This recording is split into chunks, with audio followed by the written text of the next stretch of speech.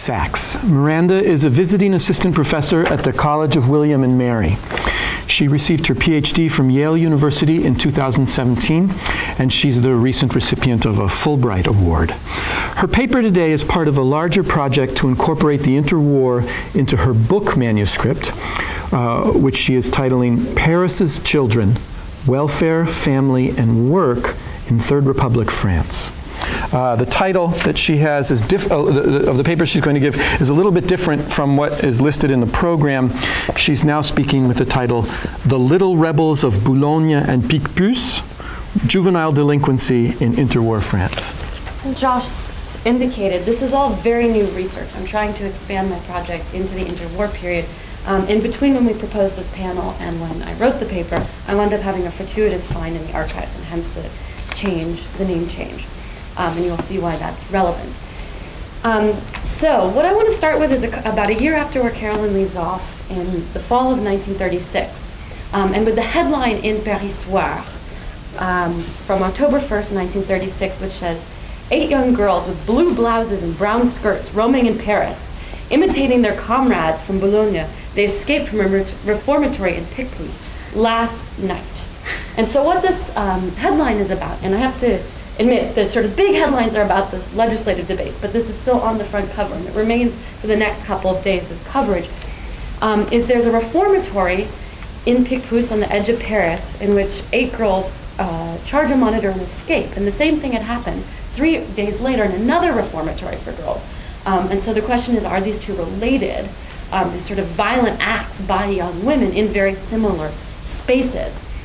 And so our panel deals with this theme of the violence in the interwar period, and what my particular paper does is look at the case of juvenile justice and juvenile delinquency and the way in which violence interacts with what's going on in terms of the juvenile justice system.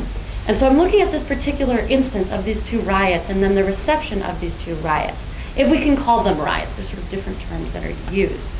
And the first source that I use is a report that's compiled by government officials in the aftermath that looks at sort of the context of these particular reformatories, the case of the riots, and then the girls who escape and who they are and where they come from.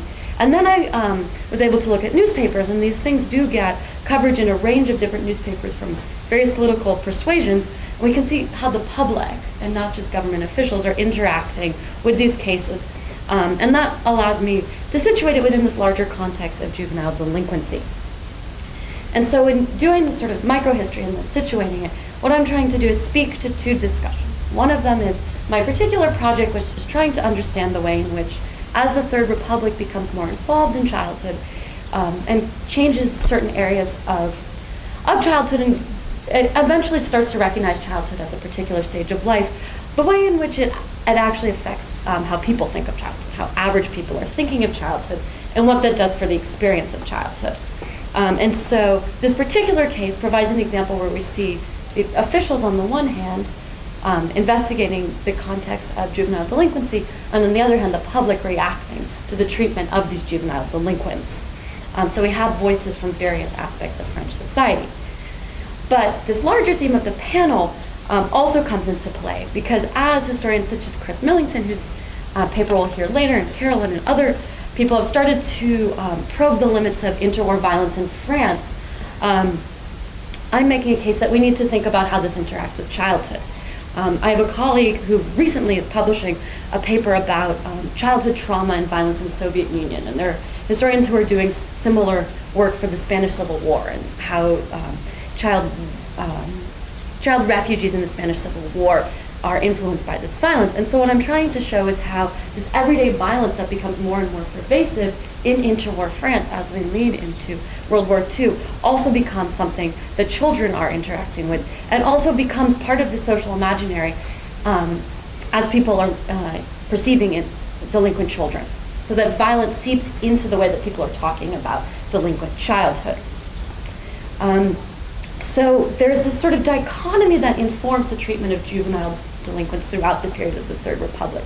The sense that juvenile delinquents are both victims of society, victims of their parents, so that they're in danger, but on the other hand, they're also dangerous, that they pose a threat to society as well. And a lot of the regulation aimed at delinquent children focuses on this dichotomy, both sort of protecting children but protecting society. And what I argue in this paper is, in fact, this sort of omnipotence of violence in the interwar period, in fact, heightens the sense of this dichotomy, that these children become even more violent, but that they themselves are also, their physical bodies, as we'll see in certain cases, are in fact victims of this violence as well. And so that's what I hope to show in this paper. And what I will do then is go through the details of the riots that happened, and then take a step back and situate it within this dichotomy, how these girls in these riots are both perceived as part of this larger crisis of juvenile delinquency and as threats to society in this very pronatalist context of interwar France. So the details of the riots. The riots take place in 2 reformatories within 3 days of each other at the end of September 1936. And these reformatories are called the Œuvre de Préservation et de Sauvetage de la Femme, which is at Boulogne, so just outside of Paris, and the Patronage et Protection de la Jeunesse Féminine at Picpus, which is on the other side. So that's another thing is, they're both within the space of Paris, but they're at the extreme opposite sides of the city. And so the girls who are at these 2 reformatories are young women who had been tried for a crime, but had been cleared of their crime, but had been sent to a reformatory till their majority. There's a sense that they still needed some kind of correction. And as you can probably surmise, many of these young women were in these reformatories for some kind of sexual deviancy. This is the #1 crime that women tend to be brought into. These girls are between the age of 15 to 18, so they are still minors. And at these reformatories, what they were expected to do is participate in manual labor. And crucially, they were not paid for their work. And either they would be training for domestic tasks, so they'd be cooking, they'd be learning how to sew, doing various tasks around the reformatories that would ultimately prepare them for motherhood, or they would be engaging in various aspects of the garment industry, producing garments very cheaply. Or the final thing a lot of them were involved with was producing artificial flowers, which was a trade a lot of young women in this period were involved with, one of these other manual trades. So the first riot occurs at the reformatory in Bologna. And it happens one evening as the girls at this reformatory are at dinner, and one of the girls asks to go into the kitchen where a friend of hers is working. And the other girls in their monitor, and I'm translating the term as monitor. The term in French is surveillant, but I didn't like the sense of guard in English, so I will use this term monitor. So the other girls and the monitor who are in the refectory hear screaming. And it becomes clear that these 2 girls who are in the kitchen have tried to gag the cook. And so the other girls who are sitting there then charge the monitor who's watching over them and try to throw a tablecloth over her head and attempt to gain their freedom. And so there's a crisis ensues, and the girls cut the phone cord to limit the ability of the monitors to try to reach out to the public, but one of them escapes and goes to the local police. And at the same time, the girls are calling from the windows to try to call to the people outside, and this is a working class neighborhood. What's worth emphasizing is this is right near the Renault factory. You can literally walk between the 2. So the people who are living there are probably workers at this Renault factory. And so they come, the girls are calling out, à nous la liberté, we want our freedom, and the people on the street support them. And when the police arrive, the crowd swarms the police, and the police try to take away the 8 ringleaders, and they're limited. And L'Humanité, the communist newspaper, in their coverage, claims that the police are fascist, that the local police in this neighborhood has fascist sympathies, and that the police deal with the girls brutally. And so the ringleaders, 8 of these girls, manage to escape, and they go into Paris. And then 3 days later, there's a second riot at this other reformatory on the other side of Paris. As I said, it's unclear if they're connected. These girls are able to have visitors, rarely, and so there's a hint that maybe a visitor has suggested this to the girls at Picpus. These girls similarly charge a monitor while they're at dinner, and then 8 girls manage to escape. In this case, they're not able to get out the door, so they climb over a wall and into the neighboring cemetery, and then are free into Paris. And for those of you who have read Dora Bruder, the reformatory at Picpus is right near the school that she escapes from. So there's this interesting parallel that less than a decade later, you have another young girl who escapes into the 12th arrondissement in Paris. And the final thing I will note before I look at the reasons is that we should keep in mind that, as I said, this is near the Renault factory. This is the end of the summer of 1936, which the start of the summer of 1936 is when the general strike breaks out. So even though these girls may be cloistered away, there is a sense that, you know, they are in touch with what's going on politically, and that they're using this language that the workers are using, and we'll see the ways in which they do this. So the reasons for these riots.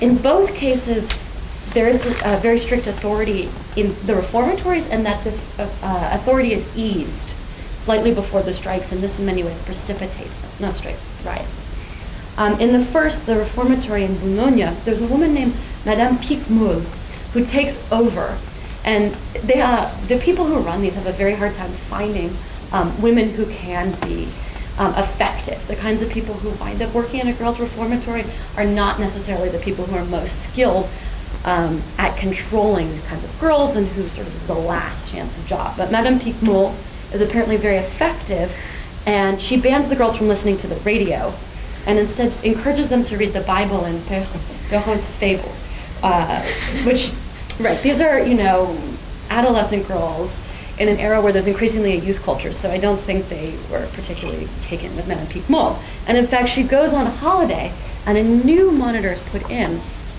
and when she comes back, the girls ask the director of the reformatory if the new monitor could be left in charge.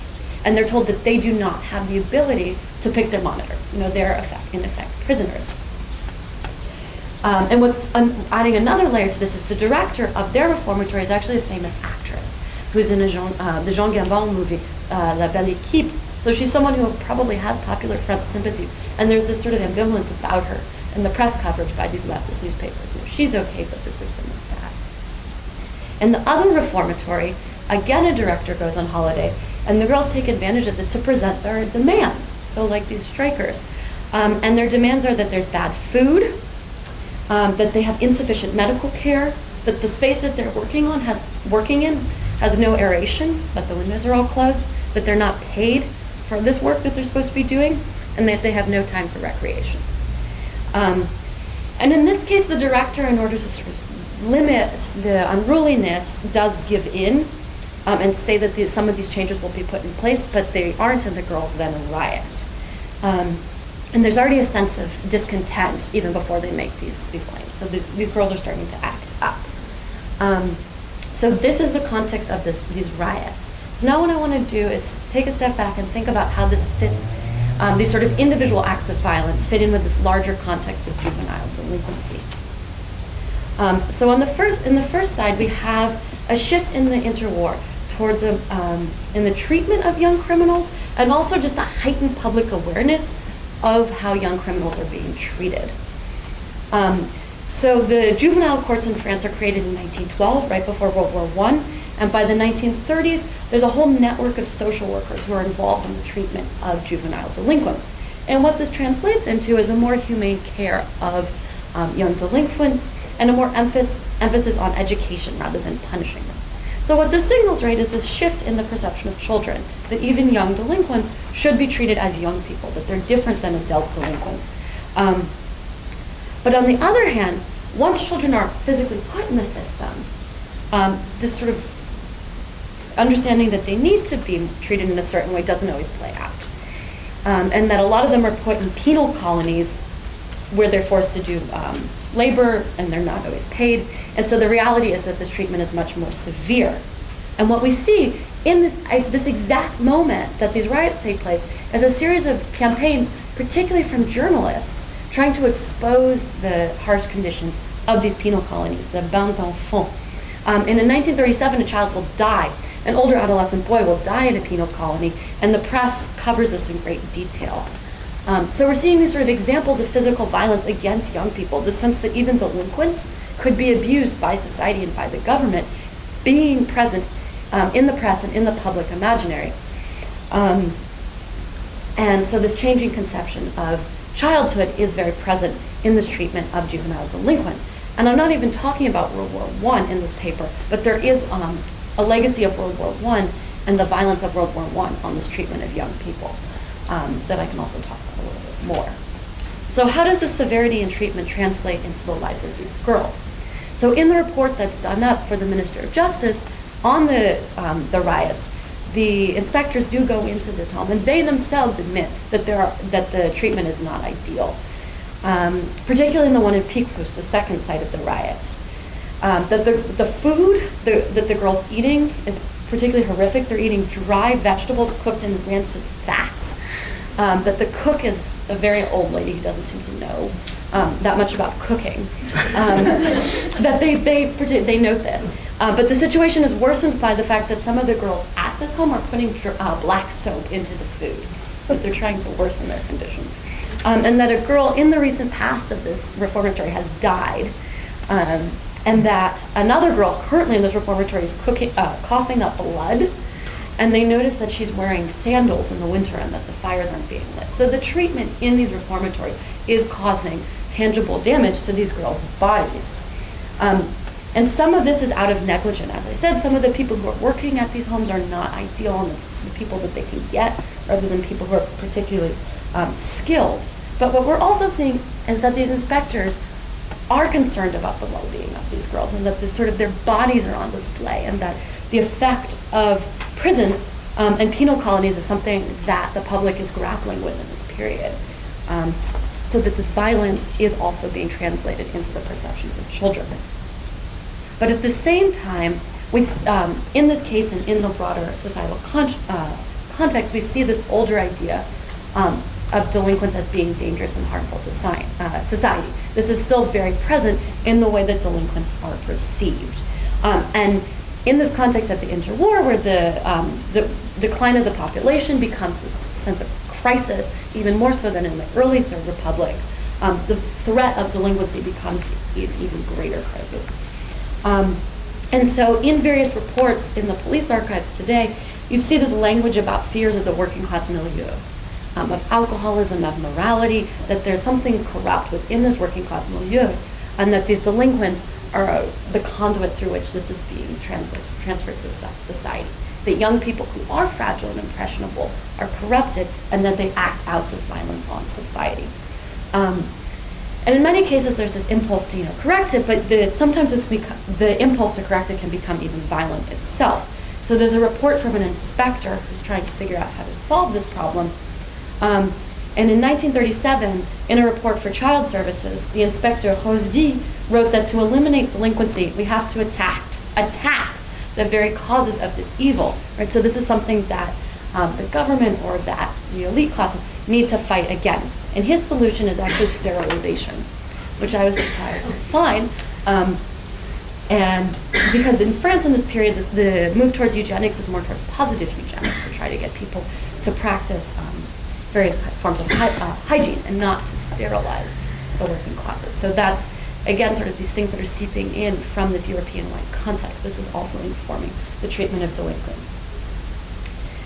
Within our particular story of these girls, we see, too, the way that the inspectors who are reporting to the Minister of Justice describe these girls is also informed by this. So in addition to seeing that they're physically being harmed by these establishments, they're also, when they start to talk about the nature of these girls, they describe, there's two kinds of girls, they say, that there's, quote, the weak-natured and the girls hardened against all blows.